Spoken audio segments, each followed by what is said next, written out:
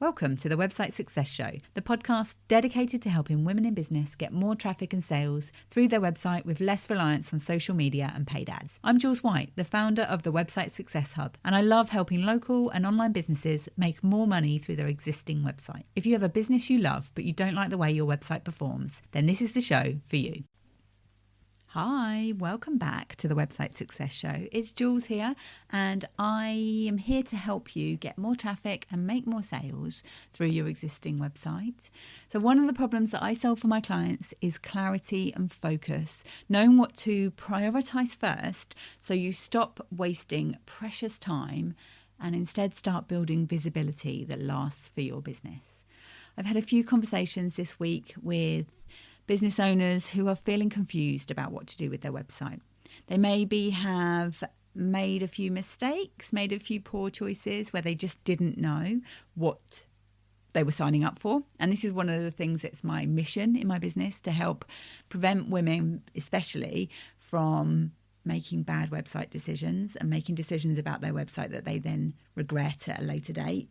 I've had so many conversations with clients over the years where they've come to me because their traffic has dropped off a cliff, because they've either moved their website or changed their business name. I was talking to somebody at a networking event at the beginning of this week where she was doing really well with Google. Her business was really ticking along. She was getting lots of new clients coming into her business. She's a laser clinic, laser tattoo removal.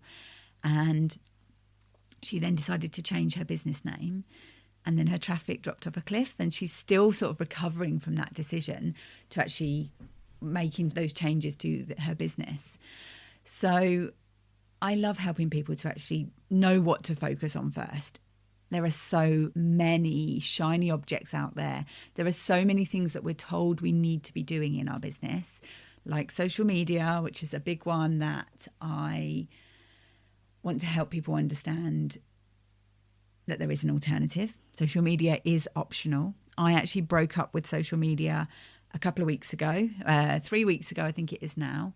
And since then, I've had one of the best months in my business for a long, long time.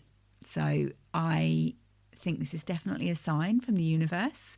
I have spoken to so many people who this really resonates with them, that they don't want to be a constant content creator for social media and being a slave to that, really, and doing all this stuff, doing all this work to get their business showing up on social media and actually not then bringing them any clients.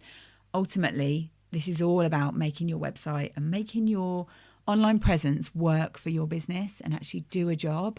I always think of a website like it should be your hardest working employee. And if you treat social media as that as well, and it was performing for the amount of time, energy and money that you put into it, if you think about your own time and think about the cost involved of doing that, then you probably would be firing that employee.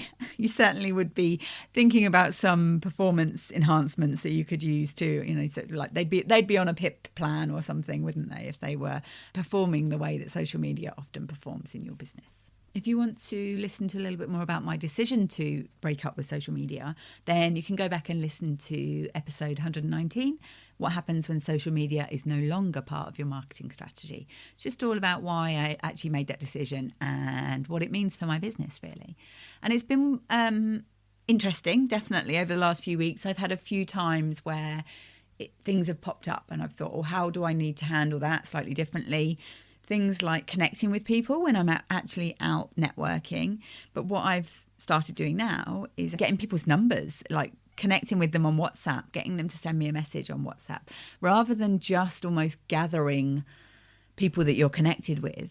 It's more about being intentional, the people that I actually do want to properly connect with, follow up with, build relationships with.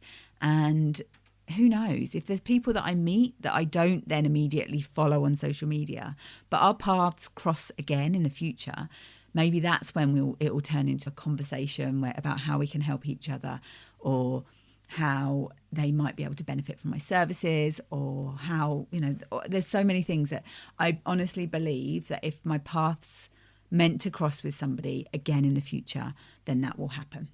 So let's start talking about if you're feeling confused about what to do and you don't really know what to start with first when it comes to your website.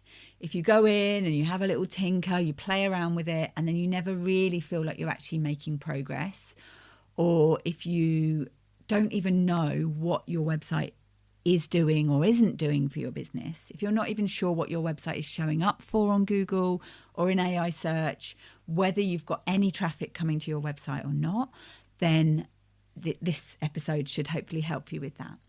So I have something I use with clients, which is called the stop guessing filter.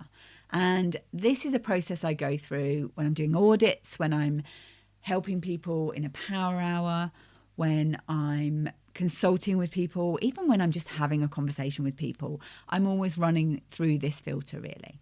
So step one is always clarity. So if you're not clear on what you do or exactly what you're selling in very plain language, ideally who it's for as well, how it makes their lives better, and also what you want to show up for. So what do you want to be known as the expert in relation to what you do? What do you want to be showing up for on Google in relation to this thing that you're selling? And you can do that for your business as a whole, or you can do it for each individual offer. And just take some time thinking about these things, thinking about the benefits to your client rather than the features of what you sell. So a lot of business owners haven't taken that step back, or maybe they've done it years ago. I was having a conversation with a client yesterday. I was asking whether she was clear on these kind of things, whether message clarity, whether her offers were clear in relation to her actually being able to extract that information and pop that onto her website. And she said, well, I've been through this a few times in the past, and I've got loads of information about this on ChatGPT, and I probably should go through and sort it all out. And this is definitely a problem I've had myself as well, where you end up having these little conversations with ChatGPT or whichever AI tool you're using. And you end up with just reams and reams of information in there. And you see things in there and you think, yeah, that's great, I'm going to use that. Yeah, that's great, I'm going to come back to that. And you just end up with these chats and there's no sort of structure and no definition with it, really. And this is something we cover in the Website Growth Club. We start with offer clarity and message clarity. And this is something I added in after I'd started the membership, when I realised that people were just getting stuck on this point. So you can't write your copy for your website. You can't know what you want to show up for if you haven't been through these steps and you're not really clear on how you're helping people, what it specifically is that you're selling in really plain language, and how it makes their life better. So what I suggest doing is creating an info base. So once you've done this work, once you've been through this work and actually got some information about your offers and about your business and about what you want to be known for, taking that information out of an AI tool if you're using that, or just keeping somewhere in your Google Drive or your OneDrive, wherever you would store information about your business, and keeping one core folder that you keep updated with things like your offer, so what you're selling, the benefits for people, the things like your brand voice, even things like your brand guidelines, your colours, your fonts, your heading sizes that you use on your website, all of that kind of stuff, your mission, your vision for your business, the problems that your customers have, all of that. If you've got that in one place, then that becomes the definitive guide to your business. And anytime you need to do any kind of writing, whether it's writing an email, writing copy for your website, writing a social media post, if you make that decision that you want to use social media, you can go back to that and you're not constantly guessing. And because you're rereading that information over and over again, it does then stick in your brain. So you can then immediately, if somebody asks you what you do, you can tell them without boring them or without losing them because you're waffling, and you've just got that information there. You can also then, if you're working with somebody to help you in your business, if you're working with a VA or a copywriter or a web developer, you can then take this and share it with them. And it's not reams of information that you've got to crawl through to find what you're actually looking for. So that's step one of the stop guessing filter, is making sure that your clarity is there and that you know those things. You know what you're selling, who it's for, how it makes their life better, and what you want to show up for, what you want to be known as the expert in. Step 2 is making sure that you've got your free Google tools set up. So if you haven't set up a Google business profile, if you're eligible for one, so if you are a business where you have face-to-face contact with your clients, that's generally the main sort of decider for Google business profiles. If you're a service area business, so whether you have a pin in the map or you actually go out to your clients and either meet them where they are or meet them somewhere else, but you have that face-to-face contact with your clients, then having a Google business profile can be really helpful. The other two tools which every business should have is Google Search Console and Google Analytics. These are two data tools that you can set up simply. If you need some help with that, on my website, I've just got a little short course that teaches you how to set up your Google Analytics and your Google Search Console and how to use them simply as well. Google Search Console will tell you what Google is associating with your website.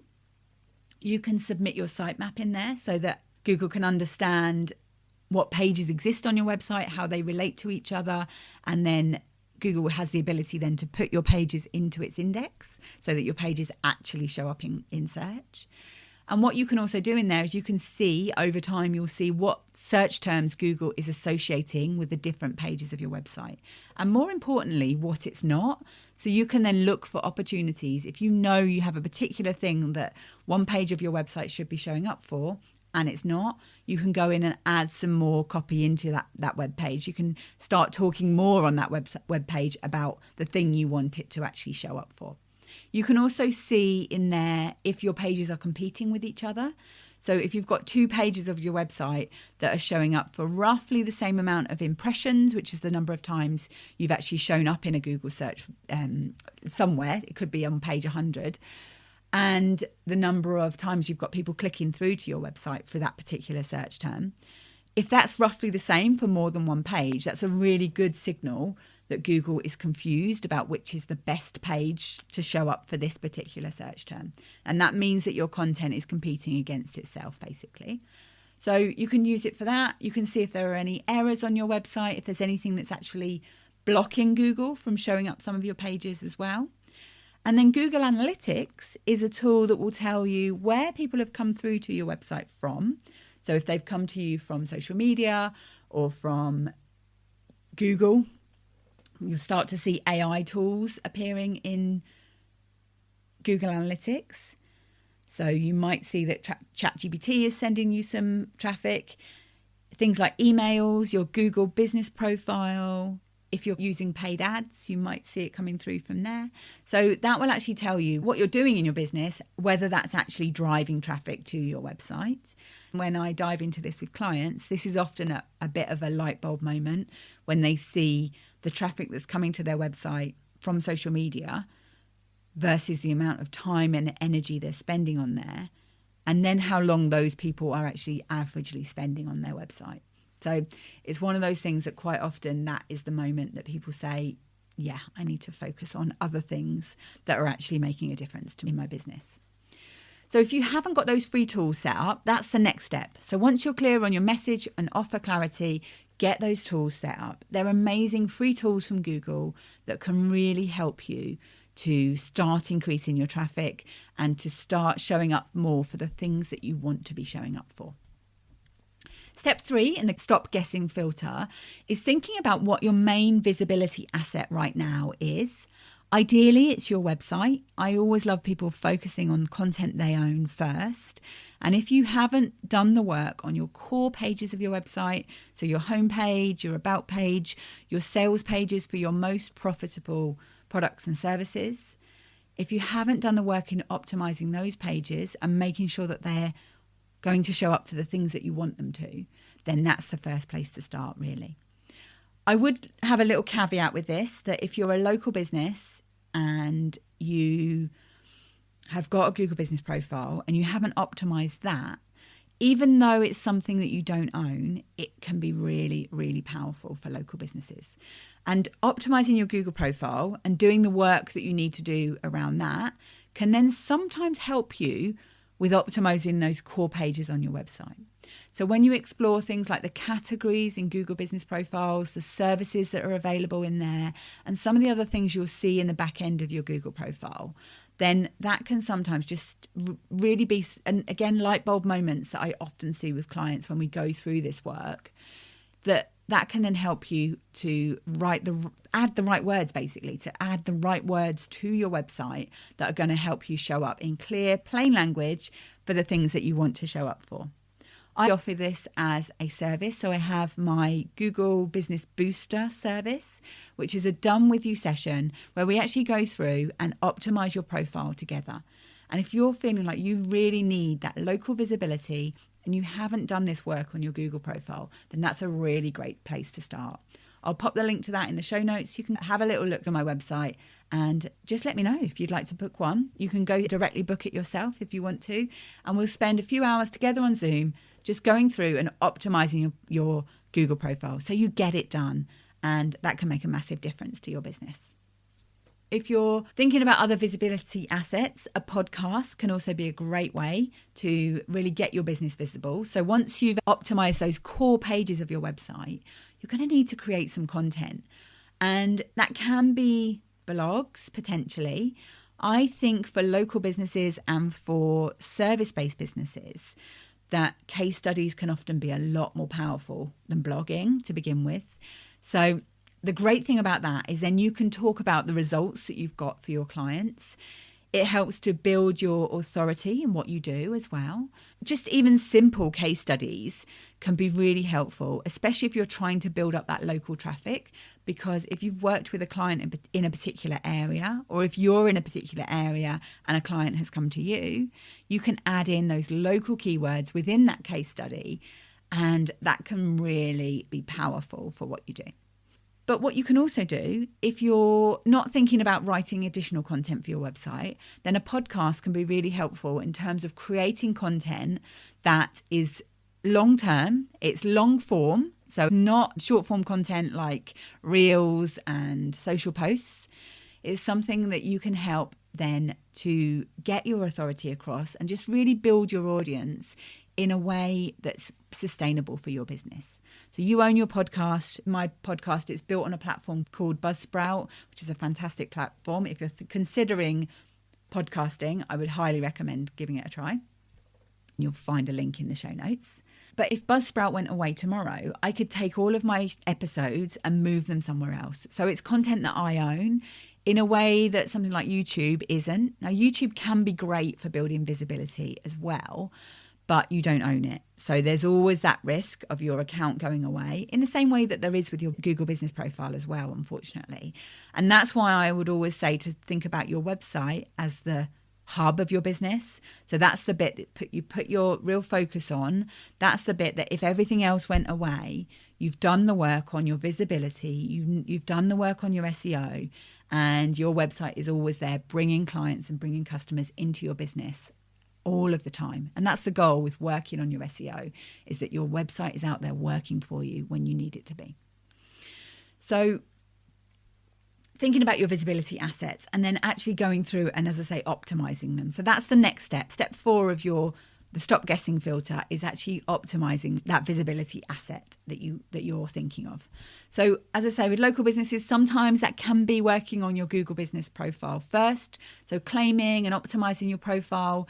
If you don't have a Google Business Profile, you can still use your competitor's Google Business Profile to actually think about those things that you need to be adding into your website.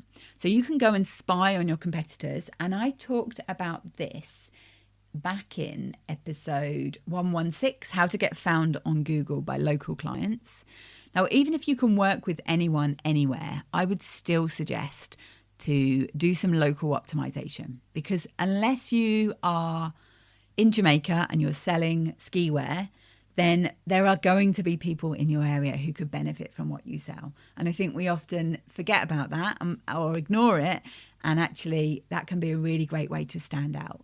It's hard to stand out against the whole of the internet. But actually, if you just add in those extra local search terms that can really help you to stand out locally, it makes it a lot easier for you. So when you're looking at your Google Business Profile, making sure that you select the best primary category, select any additional categories that also apply to your business, and then actually use those as headings or pages on your website. So this is one of the things that I do with my clients, is helping them to work out how they can make that link between their Google profile and their website. And you can do spying on competitors. Even if you don't have a Google profile yourself, then you can go through, look at the categories that could potentially apply to businesses like yours. Look at some of your competitors. Guarantee there will be at least one of your competitors who's got a Google Business Profile. Go in and look at what they're doing with theirs. And it doesn't need to be direct competitors. Think about also related services and related industries and what they're doing with their Google profiles as well. So that can be really powerful and really helpful. And then thinking about your website. So checking on your core pages for the keywords that you're showing up for. Is your business showing up for the things that you need to be? Is Google even relating your business to the things that you need it to be relating it to? Quite a few times I've mentioned about a therapist that I once worked with who had been told that PTSD was too competitive to show up for. So she didn't mention it anywhere on her website.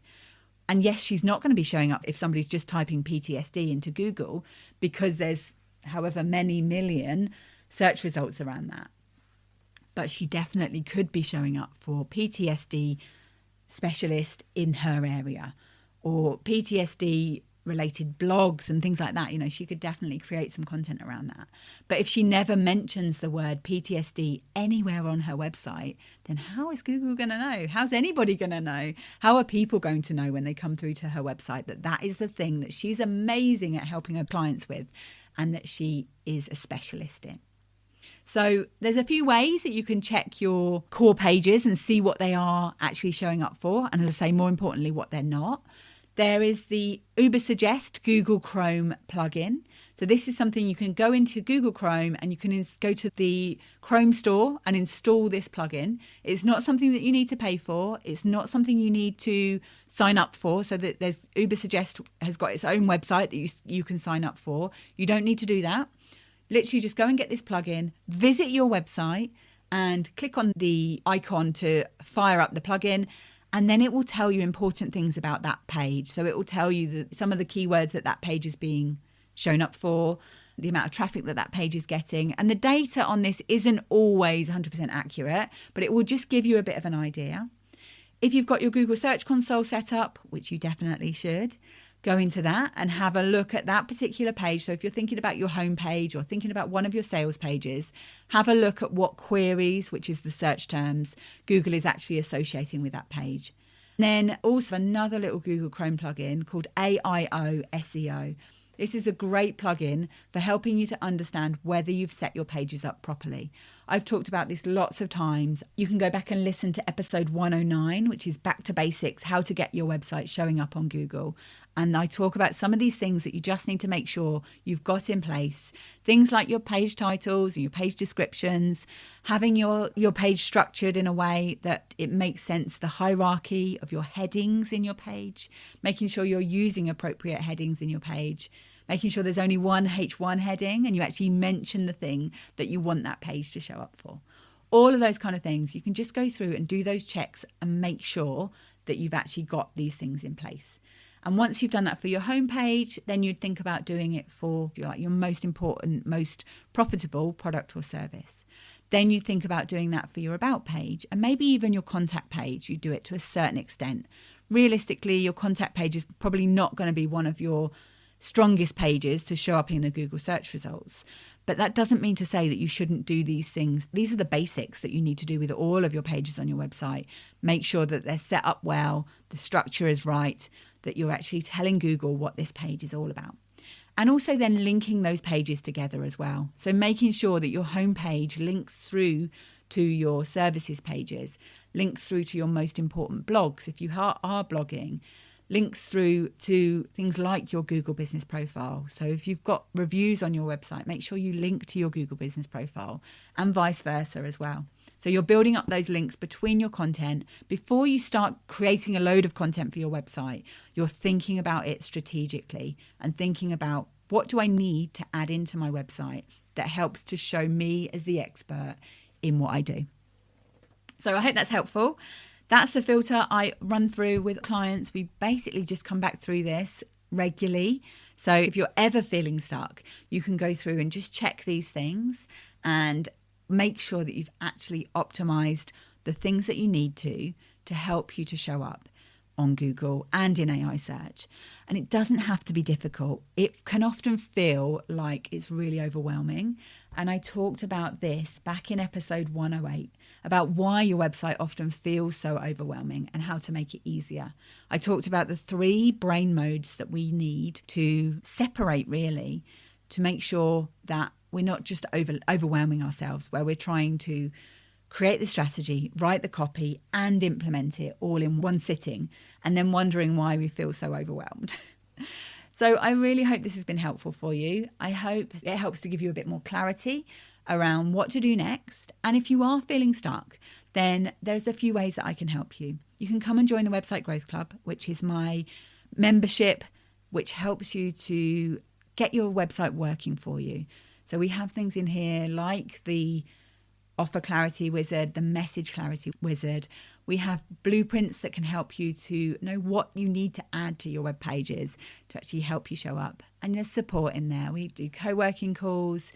We have monthly Q&As, and it's designed to be something that supports you as you DIY your own SEO. And then I also offer one-to-one services as well. So you can book a power hour, you can book one of my audits, you can book the Google Business Booster session where we optimize your Google business profile together. So you can visit the websitesuccesshub.com to find out more about how I can help you in your business. And if you're not sure what to do first, if you're not sure on the best way to get help from me, then just send me a message. You can either text the show or you can send me a message if we're connected on Instagram. I get those messages directly in my CRM, so I don't have to log into Instagram to get my messages, which is really great. Or wherever we're connected, then just shoot me a message and let me know that you're struggling. You don't know you need some help, but you don't know where to start. So thanks for listening, and remember, keep building your business your way, and remember that social media is optional. If you'd like to attract more local clients, grab my free local visibility checklist. It'll show you the simple steps you can take to show up in your area for what you do. You can download it at thewebsitesuccesshub.com/local. And thanks for tuning in to the Website Success Show.